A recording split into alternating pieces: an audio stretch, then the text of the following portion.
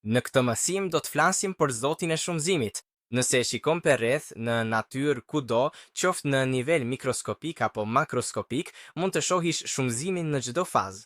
Nëse mendon, dy qeliza takohen, fillon një proces shumëzimi, një sër procesesh që më pas sjellin në jetë një fetus, një fëmijë dhe një njerëz të rritur. Po ashtu edhe në nivel makroskopik, nëse shikon për rreth hyjeve, çdo ditë zbuloj myje të reja, galaktika të reja që zjerohen, universi është në shumëzim të vazhdueshëm.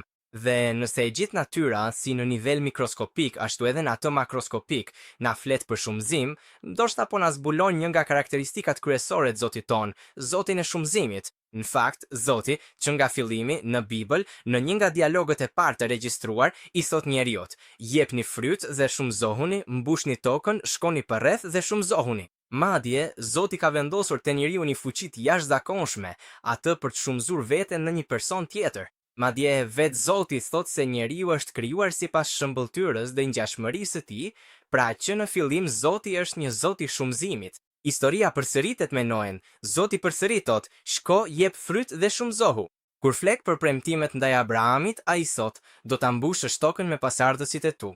Kur Zoti flet një njeriu, në të vërtetë ai po sheh shumë më tepër. Nuk është vetëm një njeri.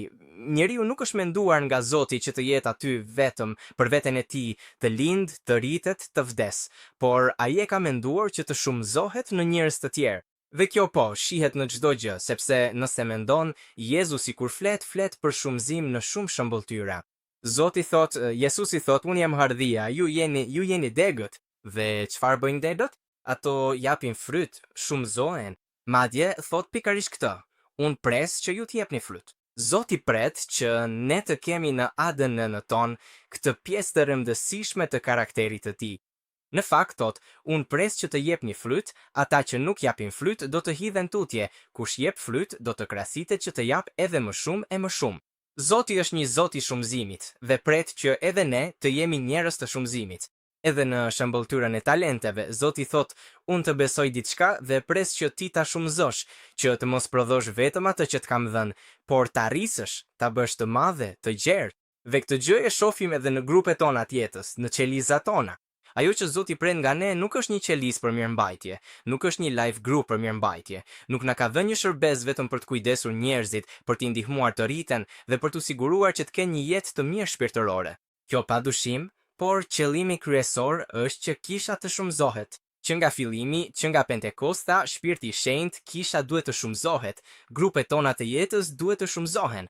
Ne kemi këtë vizion, kemi këtë qëllim, nuk duhet të mbetemi vetëm ne, grupi ynë i vogël, që në një moment rritet, plaket dhe luan letra deri në fund. Jo, qëllimi ynë është të shumohemi, të sjellim njerëz në mbretërinë e qiellit, të shpëtojmë njerëz nga ferri dhe të bëjmë që grupet tona të jetës të rriten ditë pas dite. Që kjo të ndodh, është e rëndësishme që vizioni të jetë shumë i qartë. Kjo është arsyeja pse në grupet tona të jetës duhet të përcaktojmë një datë shumëzimi që nga fillimi.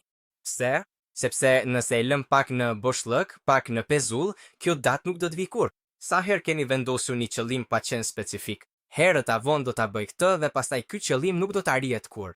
Është jashtëzakonisht e rëndësishme që si udhëheqës të jetës të japim një vizion super specifik në grupet tona të jetës. Ne do të shumëfishohemi në fund këtij viti, ne do të shumëfishohemi në këtë datë specifike. Madje nëse do këshilla për datën, është e rëndësishme që të jetë një datë e përbashkët, ta zgjidhni së bashku me djemtë e grupit tënd të jetës, me njerëzit e grupit tënd të jetës. Ndajeni, mund ta bëjmë në FTB, mund ta bëjmë në këtë priv. Çfarë vendoni? Një datë e përbashkët është padyshim më efektive se sa një datë që thjesht imponohet. Pastaj duhet jetë një datë e arsyeshme, nuk ka kuptim që nëse fillojmë një live group sot, të themi nesër do të shumëfishohemi. Jo, jep një datë arsyeshme, por që gjithsesi të na nxjisë, të na shtyj, të japim maksimumin për të arritur atë objektiv. Dhe pastaj komunikojeni në mënyrë super të qartë, mos thuaj në prill ndoshta do të shumëfishohemi. Jo, më 19 prill ne do të shumëfishohemi. Kjo ndihmon, sepse dal nga dal njerëzit duke përsëritur edhe këtë datë, do të kenë një qëllim, do të kenë një vizion, do të ketë një metodë. Le të themi, nëse duam të shumëfishohemi në prill, më 19 prill, ne kemi nevojë të sjellim njerëz të rinj, të ungjillëzojmë fqinjët tan, të thethasim njerëzit që njohim dhe t'i sjellim në grupin ton të jetës. Një gjë tjetër shumë e rëndësishme është që shumëzimi është diçka e bukur, nuk është diçka e keqe. Shpesh ndodh që ndoshta grupi i jetës të rritet, të ketë disa persona dhe në një moment të caktuar lind nevoja të shumëfishohet në dy grupe të reja jete. Dhe nga disa kjo shihet në një mënyrë shumë të keqe, si një ndarje, po miqtë e mi po largohen, njerëzit me të cilët jam rritur, me të cilët jam lidhur, janë larguar. Shumëzimi është një fest dhe ne kemi këtë përgjegjësi, që ta përcjellim këtë koncept edhe në grupet tona të jetës. Kur flasim për shumëzim, ndihmojmë njerëzit të kuptojnë që është një moment i bukur, është një moment i rëndësishëm, madje do të ketë dy shtëpi, dy bërthama të reja, dy grupe të reja jete, ku më shumë njerëz do të mund të vinë, më shumë vende për të pritur njerëz të rinj, më shumë njerëz për të njohur dhe për t'i çuar në qell. Shumëzimi është diçka e bukur. Është e rëndësishme për të nxitur shumëzimin që të veprojmë me mençuri dhe me një qëllim. Japse që në fillim identifikon njerëzit që do t'jenë lideri tek të cilët do t'investosh, në mënyrë që t'jenë ata pastaj personat që do të shumëzojnë bashkë me ty dhe vendos nën ta në mentorim personat e tjerë. Kjo do të ndihmojë në momentin e shumëzimit, sepse në vend që të thuhet, "O jo, duhet të largohem për të shkuar me një person tjetër", personi tashmë është mentoruar, tashmë ndiqet, tashmë ka një marrëdhënie me atë person dhe shumëzimi do të jetë thjesht një proces natyral që nuk krijon asnjë lloj ndarjeje apo përçarjeje. Një gjë tjetër e rëndësishme, kemi thënë që shumëzimi është një fest, duhet të festohet. Dhe ne çdo vit në shtator kemi festën tonë të shumëzimit Kishëson. Të gjithë udhëheqësit e grupeve, të gjitha grupet mblidhen bashkë për të festuar një sezon të ri, për të festuar shumëzime të reja. Por është e rëndësishme që 2 muaj më parë, kohë më parë, t'i ndihmosh anëtarët e grupit të hynë në këtë vizion, në këtë mënyrë të menduarit. Përgati terrenin, ne do të shumëzohemi, do të jetë një sezon i ri, do të jetë një kohë e re, në mënyrë që të mos ketë një ndryshim të papritur, të ashpër, që njerëzit të mos vinë të papritur. Çfarë po ndodh? Jo, disa muaj më parë dalën ngadalë vizioni ynë është shumëzimi, fokusi çdo grupi life është shumëzimi. Të flitet disa herë, të paraprihet, ne do të shumëzohemi në këtë mënyrë. Këta persona do të shkojnë me këtë person këtu.